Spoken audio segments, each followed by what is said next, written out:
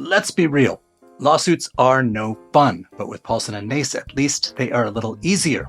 With two DC-born partners, Paulson & Nace will fight for you the way only a Washingtonian could. Paulson & Nace handles medical malpractice, wrongful death, and other complex injury cases involving negligence. So if you have been hurt or lost a loved one because of someone else's mistake or negligence, call Paulson & Nace for a no-obligation consultation. Visit www.paulsonandnace.com or call 202-463-1999.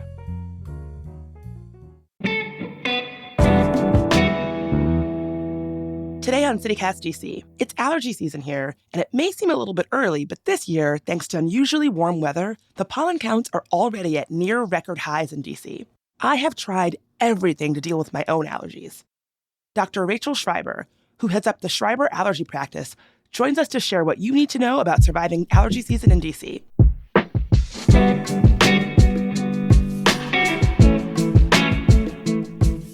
Today's Wednesday, March 20th. I'm Bridget Todd, and here's what DC is talking about.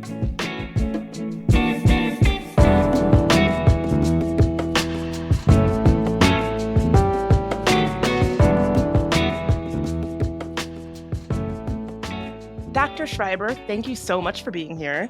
It's my pleasure. Thank you for having me. Okay, so I'm sniffling, my eyes are burning, my throat is scratchy, I hate everything, which means that we're getting into allergy season in DC. How bad are folks' allergies here? Well, to be honest, Bridget, they are pretty bad. So Washington is sort of built around Rock Creek Forest, and Rock Creek Forest is a forest of deciduous trees. Deciduous trees are trees that have leaves, and they pollinate through the wind. So there's two types of pollination.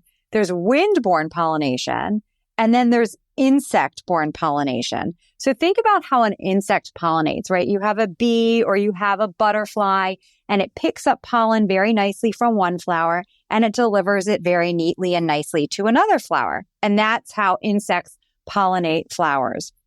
But trees that pollinate through the wind, or grasses that pollinate through the wind, or weeds, it's just a mess out there, right? So the wind is picking up that pollen and just spewing it wherever it chooses, all over the place. And that's why there is so much pollen just in the air, willy-nilly. You walk outside and you're sort of assaulted by pollen during that high tree pollen season. We are entering it right now. So basically, when you go outside and there's pollen all over your car, there's pollen all over the ground, like that's kind of what you're talking about.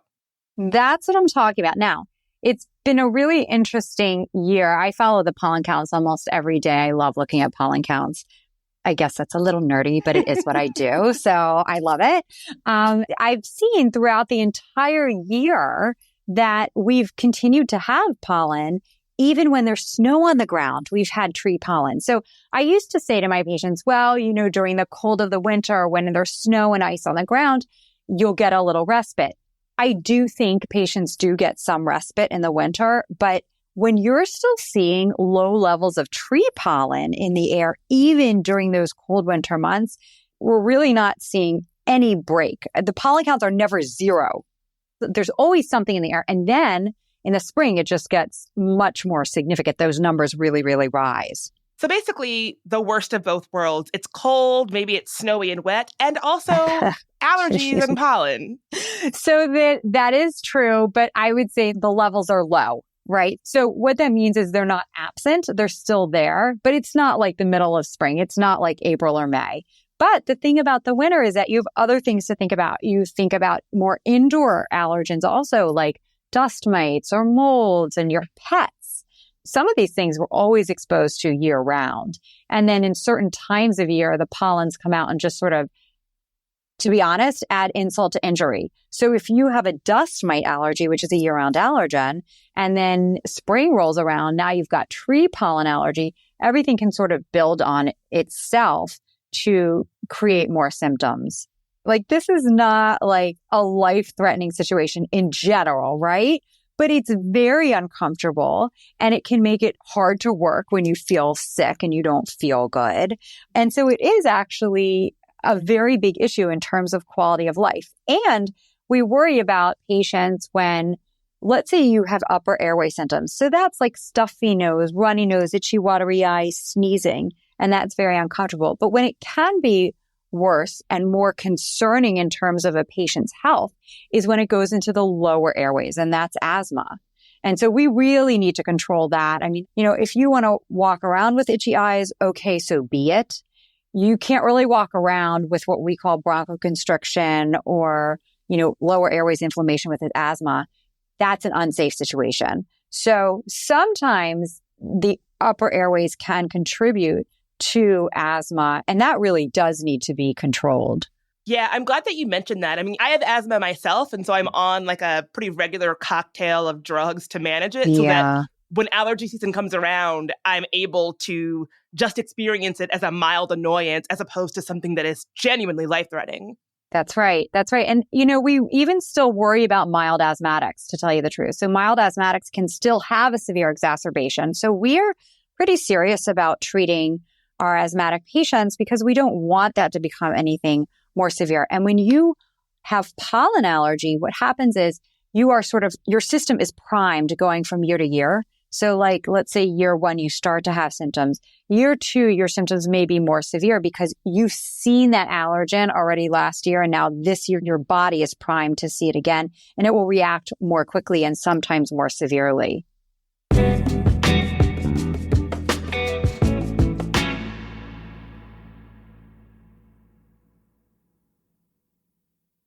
So if you're somebody for whom allergies is sort of a low-level annoyance or concern, are there some environmental changes that you can make to deal with it this time of year? Sure, and we definitely recommend that. So that would be things like if you are walking outside during the day, when you come back inside, change your clothes, take a shower, get the pollen off of you before you go to sleep at night, right? Let's say you're walking outside and the pollen's landing on your hair. You don't want to go to sleep with the pollen in your hair and you're lying on your pillow and you're breathing that in all night long. So you want to manage that as best as you can by taking a shower at night. And anything you can do to make a physical barrier between you and the outside world can be helpful. So that's like wearing a baseball cap, wearing big sunglasses, even wearing a face mask, which is prior to COVID, no one wore face masks in the spring, but now it can be more commonplace. So all these things can make a barrier between you and the outside world. Oh my God. I have to tell you, I do that. When I go out in the high pollen days, I look like I'm about to do a bank job. I'm wearing a big hat, sunglasses, a mask. Yes, I can imagine. A lot of stuff on my face. Exactly. But you're going to feel better. So it's worth it. If you have a pet, if you have a dog, let's say you're not allergic to your dog, but you walk your dog in the spring, make sure when you bring your dog back in your home that you wipe the dog down, you wipe his paws down, his fur down, so that you're not tracking the pollen back into your house. And also, perhaps this is not as environmentally friendly, but you need to run your air conditioning. Pollen sufferers need to run their air conditioning because you won't get away from the pollen if your windows are open. Oh, so I would have thought that keeping your windows open would be helpful for allergies, but that's not correct. You are correct. And the reason is if your windows are open, the pollen's just flying in your house. So now you really get no respite, right? Your windows are open, the pollen's flying in. You've got pollen outside, you've got pollen inside. So you want to keep your windows closed, run your AC, maybe put a HEPA filter in your bedroom to make at least your bedroom a little more allergen free. Oh, I keep a HEPA filter going 24/7 in my bedroom.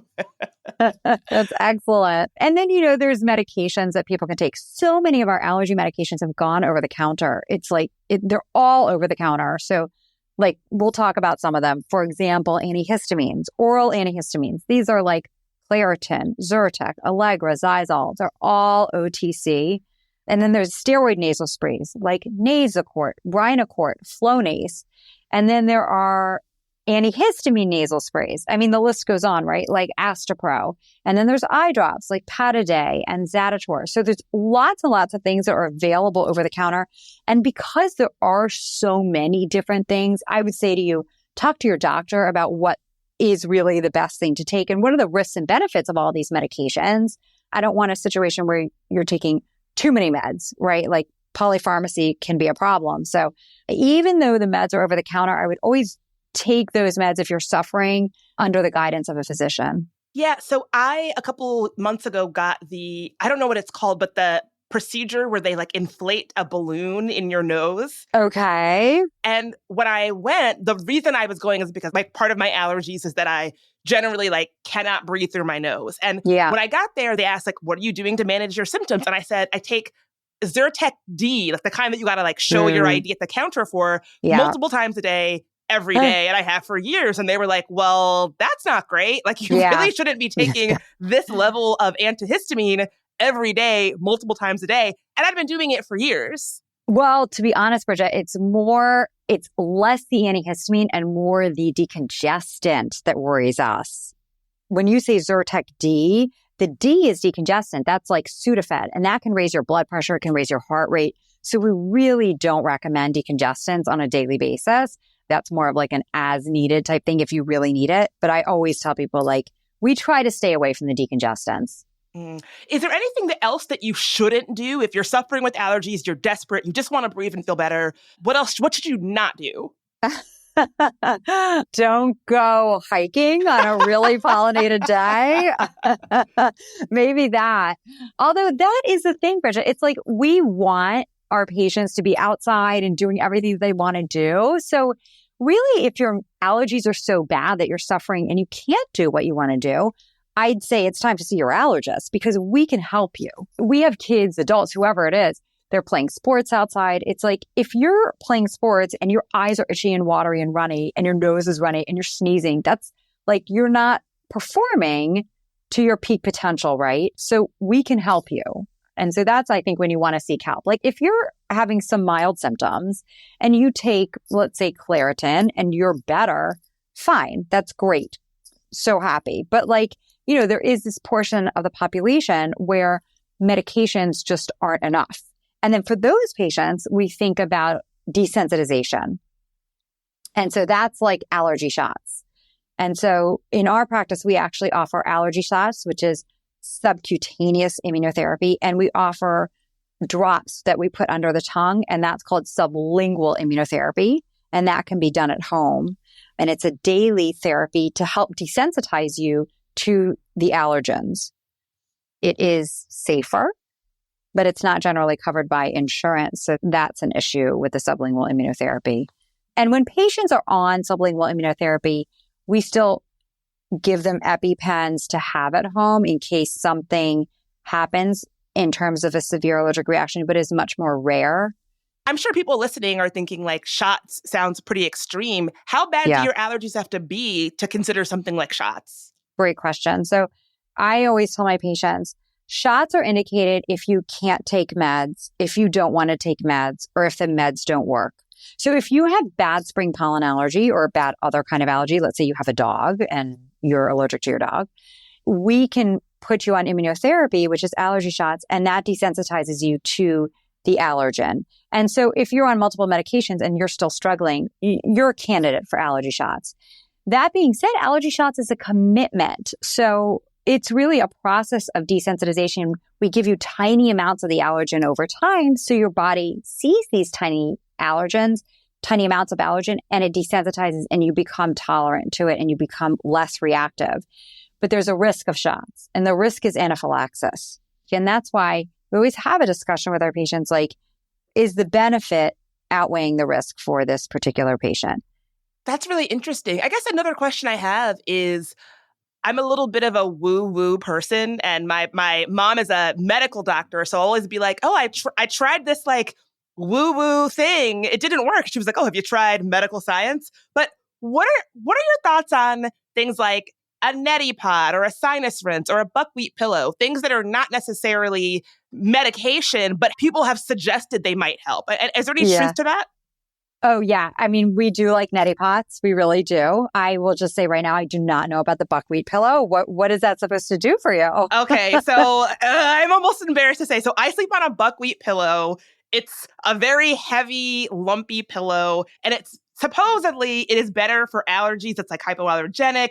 I cannot tell you if it works or not. So if somebody listening is like, they are bunk, they don't work, that could be very well true. But I read it in a moment of desperation when I could not sleep because I was so stuffed up, and I bought one. Well, that's what happens. You get desperate and you do things. But, maybe a buckwheat pillow doesn't have as many dust mites. Maybe that's where it comes into play.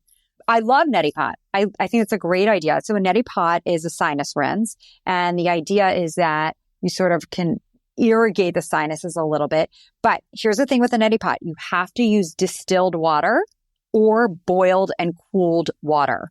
And that's because you don't want like weird, tiny little amoebas getting in your brain. Okay. We definitely don't want that. So sinus rinse, I think, can be a good adjunct. One thing that a lot of patients ask me about is local honey. So have you heard of that people take local honey for their allergies? I have heard of that. Yeah. I'm always looking for honey that was made in like nearby Maryland or something. Right. That's right. So some people have asked me, well, can I take local honey to desensitize to the allergens? And here's the answer to that. It may be delicious, but I'm not sure it's actually going to work. And that's because honey's made from bees. Bees are insects and they pollinate those flowers, right? They're not pollinating the stuff that's the windborne pollination, right? So you're not really getting in the honey the pollens that most people are reacting to in the spring. I'm so glad you said this because somebody in my life has recommended local honey to me and is always like, oh, you should look for where the honey it's from. And now I can send them this episode.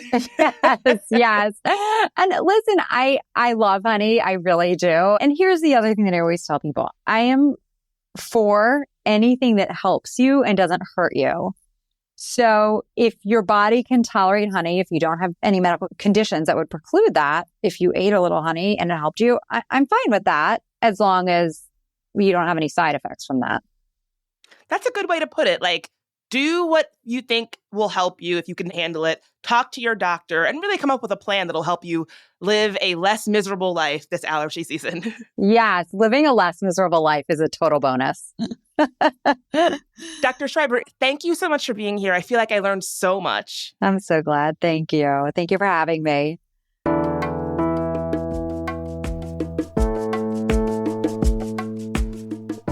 That's all for today here on CityCast DC. If you enjoyed the show, share it with your sniffliest friend. We'll be back tomorrow morning with even more news from around the city.